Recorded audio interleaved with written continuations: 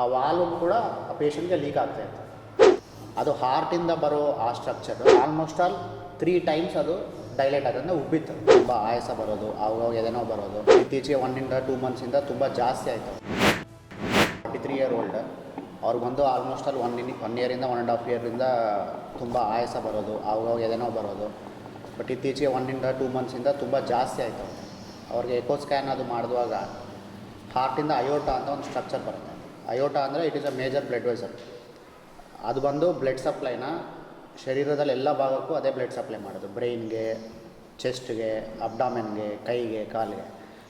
ಅದು ಹಾರ್ಟಿಂದ ಬರೋ ಆ ಸ್ಟ್ರಕ್ಚರು ಆಲ್ಮೋಸ್ಟ್ ಆಲ್ 3 ಟೈಮ್ಸ್ ಅದು ಡೈಲೇಟ್ ಆಗೋದ್ರಿಂದ ಉಬ್ಬಿತ್ತು. ನಾರ್ಮಲಾಗಿ ಬಂದು 2.5 to 3 ಸೆಂಟಿಮೀಟರ್ಸ್ವರೆಗೆ ಇರಬೇಕು. ಇಟ್ ವಾಸ್ ಆಲ್ಮೋಸ್ಟ್ 8.5 to 9 ಸೆಂಟಿಮೀಟರ್ಸ್ವರೆಗೆ ದಪ್ಪ ಆಗಿತ್ತು. ಇದರಿಂದ ಪ್ರಾಬ್ಲಮ್ ಏನು ಅಂದರೆ ಅದು ಎನಿ ಟೈಮ್ ರಪ್ಚರ್ ಆಗ್ಬೋದು. ರಪ್ಚರ್ ಆಯಿತು ಅಂದರೆ ಇನ್ಸ್ಟಂಟೇನಿಯಸ್ಸಾಗಿ ಪೇಷಂಟ್ ಪ್ರಾಬ್ಲಮ್ ಆಗುತ್ತೆ. ಆಮೇಲೆ ಇದಕ್ಕೆ ಏನು ಮಾಡಬೇಕು ಅಂದರೆ, ಇದು ಮೆಡಿಸಿನ್ಸಿಂದ ಕಡಿಮೆ ಆಗೋದಾದರೆ ಅಲ್ಲ.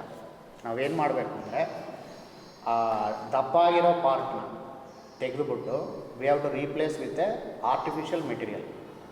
ಅಂದರೆ ಈ ಆಪ್ರೇಷನ್ ಹೆಸರು ಬೆಂಟಾಲ್ ಪ್ರೊಸೀಜರ್ ಅಂತಾರೆ. ಇದರಲ್ಲಿ ಒಂದ್ಸರಿ ತೋರಿಸ್ತೀನಿ ನೋಡಿ. ಈ ರೆಡ್ ಕಲರ್ ಇದೆಯಲ್ಲ, ಇದು ಹಾರ್ಟಿಂದ ಬರುತ್ತೆ. ಬಂದು ಇಲ್ಲಿಂದ ಬಂದು ಹಿಂಗೆ ಬ್ರೈನ್ಗೆ ಸಪ್ಲೈ ಮಾಡುತ್ತೆ. ಆ್ಯಂಡ್ ಇಟ್ ವಿಲ್ ಕಂಟಿನ್ಯೂ ಕೆಳಗೆ ಬಂದು ಚೆಸ್ಟಿಗೆ, ಆಮೇಲೆ ಹೊಟ್ಟೆ ಭಾಗಕ್ಕೆ, ಆಮೇಲೆ ಕೈಗೆ, ಕಾಲಿಗೆಲ್ಲ ಸಪ್ಲೈ ಮಾಡುತ್ತೆ. ಈ ಇನಿಷಿಯಲ್ ಪಾರ್ಟ್ ಇದೆಯಲ್ಲ, ಇನಿಷಿಯಲ್ ಪಾರ್ಟ್ ಬಂದು ಇಷ್ಟು ದಪ್ಪ ಇರೋದು ಈ ಕಡೆ ಹಿಂಗಿದೆಯಲ್ಲ, ಇದು ಆಲ್ಮೋಸ್ಟ್ ಆಲ್ ನಾರ್ಮಲಿ ಬಂದು 2.5 to 3 ಸೆಂಟಿಮೀಟರ್ಸ್ ಡಯಾಮೀಟರ್ ಇರಬೇಕು. ಇದು ಬಂದು 8 ಸೆಂಟಿಮೀಟರ್ಸ್ವರೆಗೆ ಎಕ್ಸ್ಪ್ಯಾಂಡ್ ಆಗಿತ್ತು. ಇಷ್ಟು ದಪ್ಪ ಆಗಿತ್ತು. ಅಂದರೆ it was at the stage of rupture. ನಾವೇನು ಮಾಡಿದ್ವಿ ಅಂದರೆ, ಆಮೇಲೆ ಇದ್ರ ಕೆಳಗೆ ಅಯೋಟಿಕ್ ವಾಲ್ವ್ ಅಂತ ಇರುತ್ತೆ.